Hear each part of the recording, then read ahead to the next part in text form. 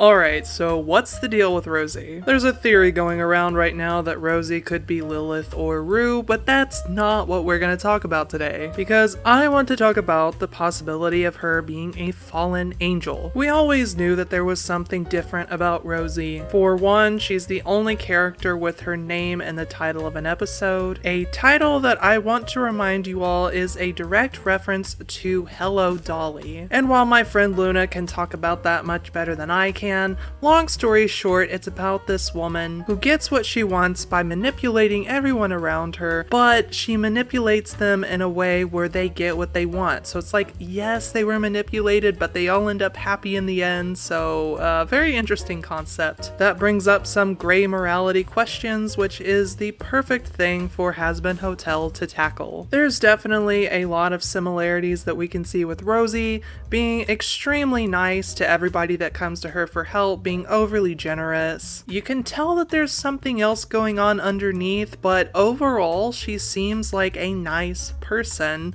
albeit probably very manipulative behind closed doors. Now, I do want to bring up that there is the possibility that she's just in a chain of command with somebody higher in power than she is, and she's just kind of middle management. Kind of like how she owns Alastor, but Alastor also owns his own souls as well. But before episodes 3 and 4 came out, I was already drawing some comparisons between the way Rosie looks and acts and angels.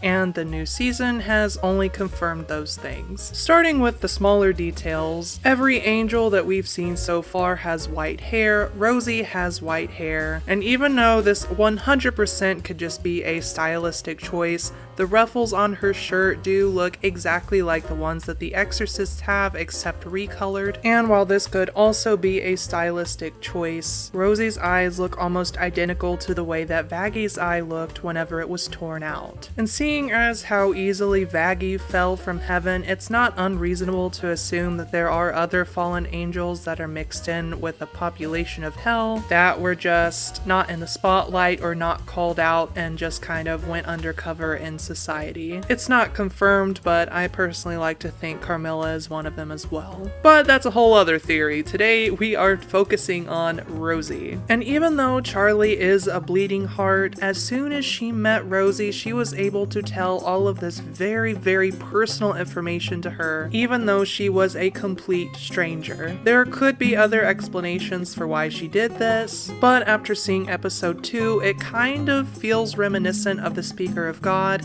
how Pinchas was very reluctant and hesitant to share his story, but the mere presence and kindness of the speaker was able to convince him to just spill his heart out to her, and it kind of feels like something similar is at least part of Rosie's power set. And that's all fine and good, but then now is where we get into the really telling things. The elephant in the room is that Rosie was able to make Alastor the strongest sinner in hell, which means that if she's not in some middle management of command, she would have to have that power to give that power. So she would at least have to be whatever is above an overlord, or whatever is above an overlord to the heaven equivalent, which I don't think we know that much about yet. And even though we don't know much about Rosie's powers yet, she was able to contact the human world, which is not something we've heard other overlords even mention, which makes me think that it's an ability reserved for only higher level spiritual beings. And more than that, her powers are gold and glowing, which screams angelic if I've ever seen it. And while other overlords have powers that resemble chains,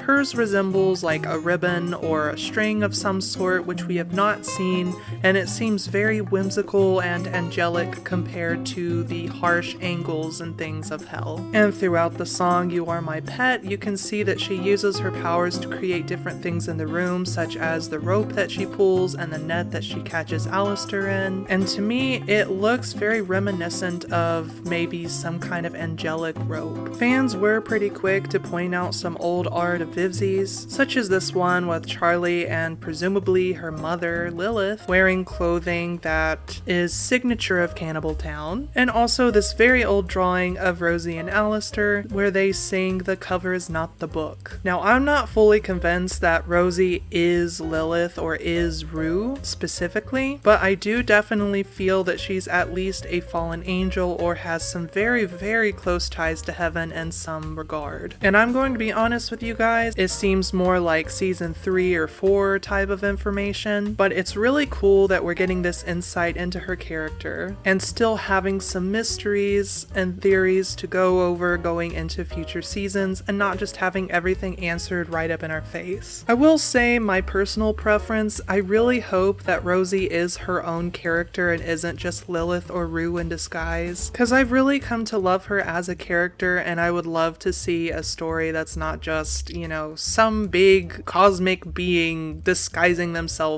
as something less than what they are. You know, like, I just want Rosie to be her own character and have her own character arc, realize some mistakes that she's made and learn from them, and just see where she would go. It's just far more interesting to me that way, but of course, the whole show is pretty much already written, so we just have to see how it plays out. But one more thing is, speaking from somebody who shipped Alastor and Rosie from the second I saw them share a frame, I'm gonna go ahead and say that at least right now, all of the Radio Rose slander is really baseless. And if you don't know, that's the pairing, platonic or otherwise, between Rosie and Alastor. I always got the sense that Alastor and Rosie were on pretty good terms, and even with the reveal of their deal together, it still very much has like a mother-son type of relationship, or like working with your boss, but your boss is also your best friend type of vibe. There's certain things that Alastor does, like during the "You Are My Pet" song, where he seems to be genuinely getting into the song with her, and when we first meet her and she picks him up, he does make a deer bleeding noise,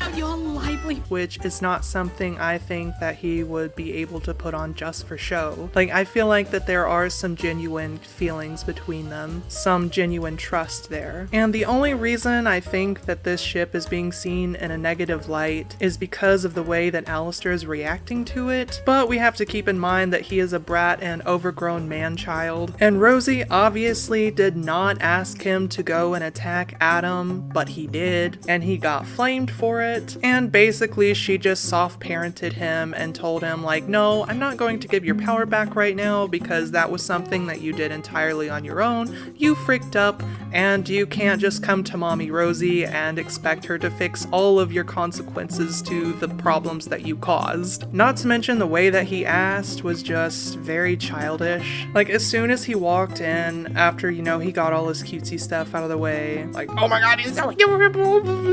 But yeah, he was basically just like, I got this scar and my staff is busted up and it's all your fault, fix it. And then Rosie's like, well, I don't mind doing favors for you, but you gotta ask like a gentleman. So yeah, it's kind of his fault for being a little DICK on that. But I am very interested to see how Rosie's character develops over the series, how her relationship with Alastor pans out, and regardless if it stays positive or turns sour, behold, the power of AUs and fandom will allow me to play with my dolls however I wish. So just have fun, stay safe, don't crap on anyone else. Y'all have a blessed day and keep being awesome. See ya!